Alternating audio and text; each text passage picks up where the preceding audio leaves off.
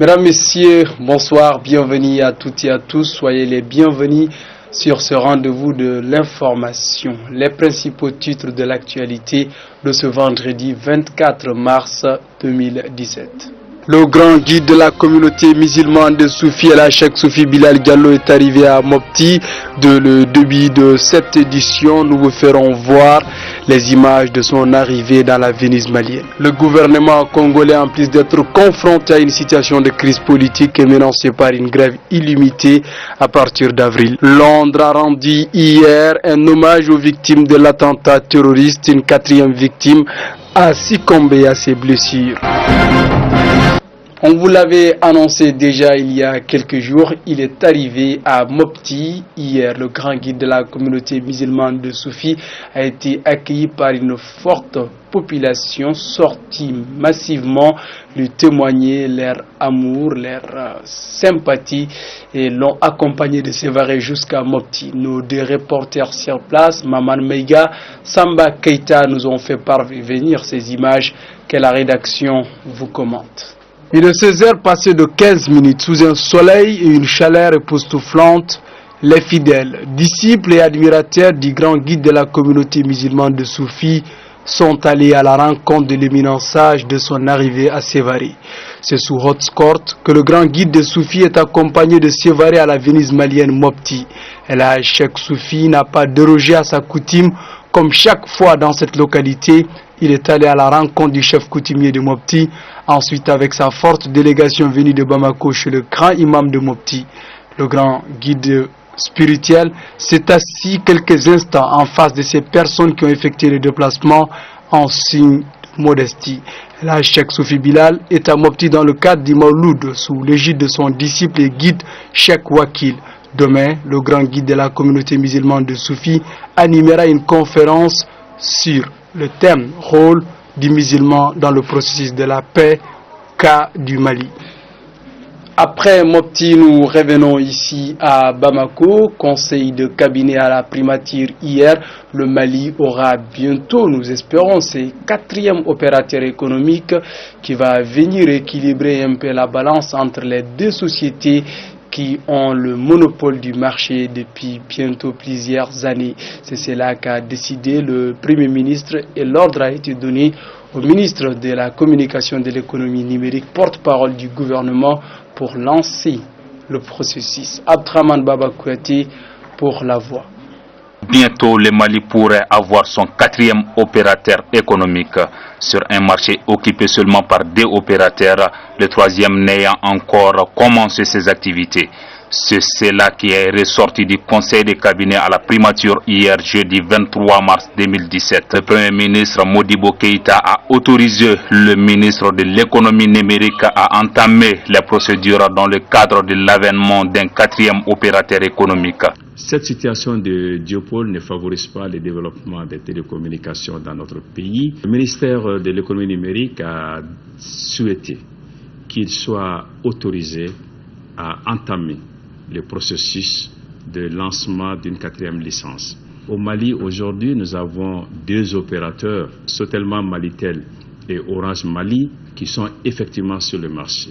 Le troisième opérateur, Atel SA, n'a pas encore commencé.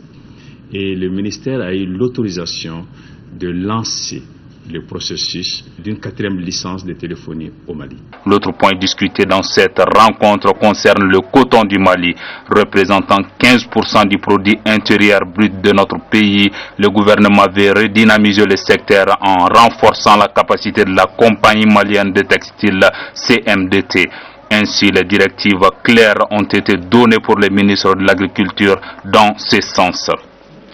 Hors du Mali, en RDC, République démocratique du Congo, les syndicalistes de la fonction publique, tout comme du secteur privé, menacent le gouvernement d'aller en grève illimitée à partir d'avril. Khalif Ahmed. Le cabinet du Premier ministre de la RDC, Sami Badibanga, a reçu hier la menace de grève des principales fédérations syndicales du pays.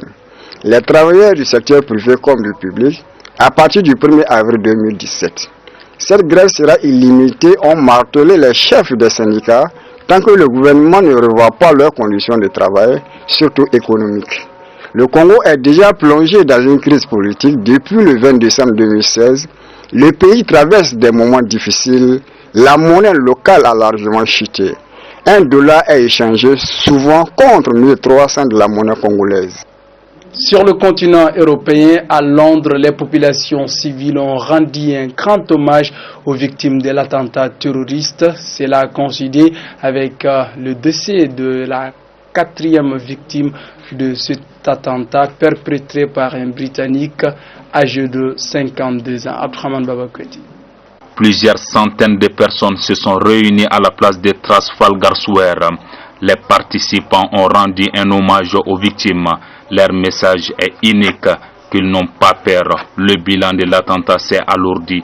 Un blessé de 75 ans est décédé hier soir, succombé à ses blessures.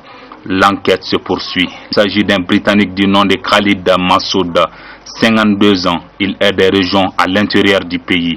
L'enquête a également permis d'arrêter plus de 8 personnes à travers le pays. Même si la police affirme qu'il n'appartient à aucune filière terroriste, le groupe terroriste Daesh a revendiqué l'attentat. En France, politique, élection présidentielle qui s'approche, le candidat de la droite a porté de fortes accusations contre le président actuel François Fillon. Il a accusé ouvertement sur l'émission politique de France 2 ce dernier de mener une campagne contre lui à travers un cabinet dit noir. Le candidat de la droite porte une grosse accusation contre le président François Hollande. Pour François Fillon, l'actuel locataire du palais Élysée serait à la tête d'un cabinet noir pour nuire à la campagne du candidat de la droite. François Fillon, sur le plateau de l'émission politique de France 2, a défendu ces allégations par les dossiers censés être secrets qui se retrouvent dans la presse 2 jours seulement après leur saisie.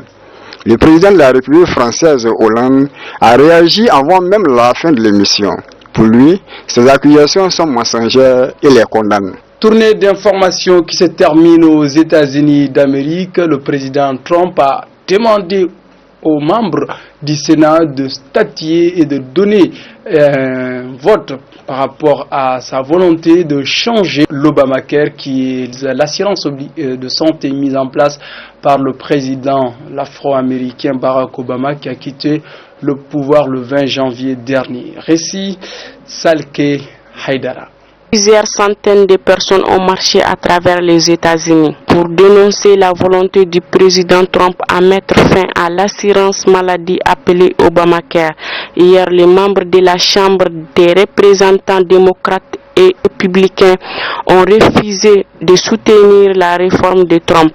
Le président américain a exigé dès aujourd'hui le vote du Sénat, quel que soit le résultat qui en sortira. La réforme de la santé et la fin de l'Obamacare est l'une des promesses de campagne du président Trump. Mesdames, Messieurs, merci de nous avoir suivis. Tout le plaisir était pour nous de vous avoir préparé cette édition. Rendez-vous ce demain. Prenez soin de vous. Au revoir.